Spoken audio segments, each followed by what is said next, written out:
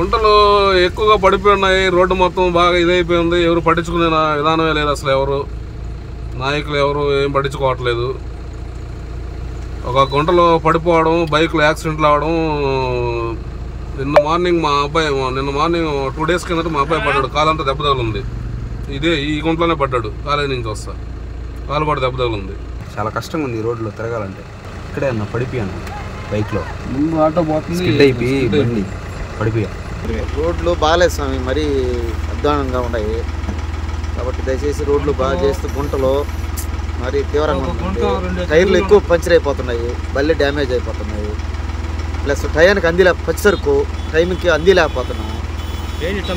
Tomato sir మళ్ళీ తీవ్రంగా ఉన్నాయి. బ్యాక్ పెయిన్ వచ్చేస్తాము. మరీ దారుణంగా ఉన్నాయి రోడ్లు. ఇన్సూరెన్స్ మొత్తం ఆయన గడుచుకుంటున్నాయి. రోడ్ ట్యాక్సీలు అయినా కానీ ఇబ్బందికరంగానే. నైట్ టైము దారుణంగా వస్తాము. ముందు బండి పోతే దుమ్ము కనిపించలే.